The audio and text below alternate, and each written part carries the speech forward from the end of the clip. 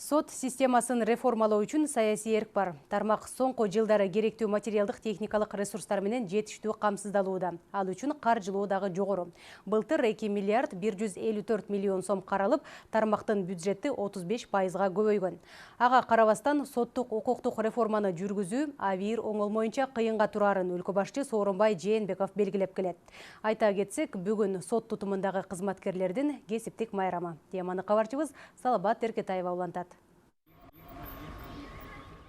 Акыйкат издеп, 10 жыл бою соттон баш чыкпай келген Мискинбек ата акыры адилеттүүлүк орун алганына кубанычта. Каармановдун атына Кос айыл чарба кооперативинин төрагасы уруду оозго сыйбаган сөздөрдү айтты. Ары намыска шеккелдирди деген арызы негиз болгон. Окуя жыйында чыккан талаштан улам жаралган. Кос айыл чарба кооперативинин төрагасы Сокулук райондук сотуна кайрылып, анда сот өкүмү кооперативдин башчысынын пайдасына чыккан эле. Мискинбек ата акыйкат издеп облустук сотко кайрылып, ал жактан Каармановдун актыгы далилденген. Мындай тыянакты жогорку сотта чыгарган.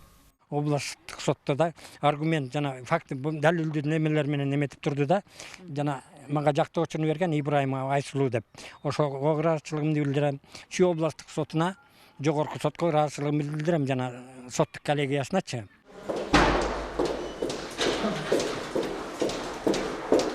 Эл көйгөйүн уга билүү, ар бир ишти дыккат иликтөө менен акыйкат жана адилет өкүм чыгаруу. Судьяларга коюлган милдеттерди Венера айым 5 жылдан бери так аткаруу аракетинде. Каармановбуз бул кесипке келүү алдында бардык баскычтарды басып өткөн. Мугалимден тарта судьялыкка кадам таштаган Венера айым кандай гана иш алдына келбесин бейтарап иликтөө аркылуу гана элдин сотко болгон ишенимин арттыруу мүмкүн деп эсептейт. Ар биринин көйгөйү бар. Анан сот эле чече алат да. Кээ бир маселелер бар, соттон башка эч ким чече албайт. Ошондуктан алар сотко келишет. Анан сотто алардын тагдыры чечилип атат. Ошондуктан сот ар бир ишти абдан так караш керек да, так баардык жагдайларды эске алуу менен караш керек. Ушул тапта өлкө боюнча 500дөн ашуун судья бар. Соңку жылдары алардын катарын жаштарда толуктоого ынтызар.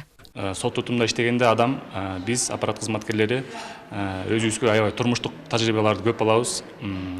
Бир нерсени салмактаганга үйрөнөбүз. Бир адамдын бир жактуу пикирлерин экинчи жактын пикирлери менен салыштырып, угуп, жыйынтык чыгарганга үйрөнөбүз. Аябай ушундай турмуштук эмелери, тарбиялары аябай көп. Эл дайыма акыйкатты талап кылат. Соңку жылдары сот системасын реформалоо аракетинин күч алышы дал ушундан. Акыйкаттыкты жана адилеттүүлүктү орнотуу. Мындан улам быйыл 1 январдан тартып жаңы жазык процессуалдык, жазык аткаруу, жоруктар тууралуу кодекстер жана тартип бузуу жөнүндө кодекс күчүнө кирип, судьялардын ишти кароодо жана тыянак чыгарууга өбөлгө болду. Өзгөчө бир тартипке алып келди. Биздин жазык боюнча жана укук бузуулар боюнча иштерди кароодо, ошолорду жиктөөдө ошолор боюнча чечим кабыл алууда. Бул азыр уже 2 жыл мына иштеп атабыз, өзүнүн жемишин берип атат деп ойлойбуз. Анткени ар бир жазык боюнча кандай жаза дайындалат, ошонун баары ачык айкын көрсөтүлүп, бул гумандаштырылган. Сот укуктук реформаны жүргүзүү үчүн 2018 жылы сот системасына 1,6 миллиард сом. Ал эми былтыр 2 миллиард 154 миллион сом каралып, тармактын бюджети 35%га көбөйгөн. Керектүү материалдык техникалык ресурстар менен камсыздалууда. Санариптештирүү жылынын алкагында аудио, видео байкоо жана протоколдоштуруу киргизилип жатат. Максат олуттуу эмес мыйзам бузууларды жасаган жарандарды, өзгөчө жаш өспүрүм балдарды криминалдык чөйрөнүн түз таасиринен сактап калуу, кириптер кылбоо. Ириде судьялык кызмат орундарга талапкерлерди тандоо сапатын жогорулатуу талабы коюлууда. Сот реформасын көзөмөлдөө боюнча жумушчу эксперттик топ түзүлгөн. Аламдактын бай кыдырып, алдыска райондорго чейин барып келип атат. Мен ушу бир белгилеп кетейин. Реформа алдыга жылдырыш боюнча чынында соттук корпуста мындай ички дүйнөсүнөн чыккан аракет, демилге ушу ишти тезден ишке ашыралы деген аракет мына жакшы болбой жылбай атат да. Кээде дагы эле соттордо жеке адамдык фактор ушул кээде тоскоолдук болуп атат. Бул мыйзамдан, Кудайдан коркуп, баарыңа тегиз айбирди болуп кетти айсын алысмын. мына ушул адам факты жоймоюнча биз канча каражат жумшабайлы, канча техниканы жаңылабайлы, канча алдыңкы технология киргизбейли, жердеги соттор өзүңөр бир менен иштемейинче бул сот реформасын игиликке бул жетишпейт. Ушуну абдан эске алсаңар.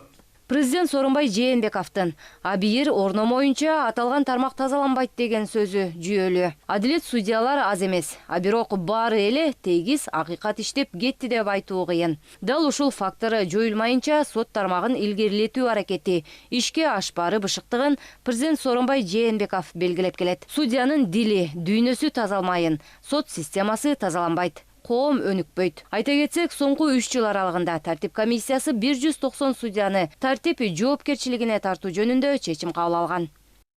Биринчи, өзүңөрдүн адамдык абириңерди, ички ыйманыңарды козгогула. Ошондо гана соттук реформа ийгиликке жетет, болбосо жетпейт деп. Ар бир жердеги иштеген сот өзүнүн абирин, ыйманын козгош керек. Ансыз канча каражат жумшабайлы, бул реформа ишке ашуусу ийгиликке мына жетпей турган көрүнүп турат. Ошон үчүн бизде дагы айтам, сот системасына эрк бар. Өлкө башчынын мындай пикирине адистер да кошулат. Сот тутумунда жүрүп жаткан реформага судьялар көмөк этишпесе, натыйжа чыкпайт. Жарандардын ишенимин кайтаруу үчүн сот системасындагы бардык талаптар аткарылышы керек дешет юристтер. Основное требование вообще к любому судебному разбирательству процесса. Соттук териштирүүнүн ачык болушу процесстеги эң негизги максималдуу талап. Канчалык деңгээлде ачык болсо, сот системасына ишеним жаралат. Ошондуктан сот реформасын акырына чейин жүргүзүү абзел. Мында биринчи кезекте соттордун билим деңгээлин да жогорулатуу зарыл. Все правильно понимаем и также требуем от судебной системы максимальной открытости и гласности.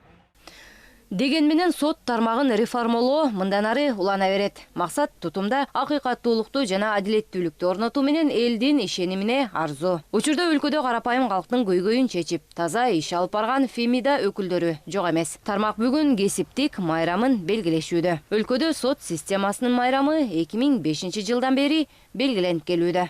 Салабат Эркетаева, Жанадил Абубакир уулу, ЛТР, Бишкек.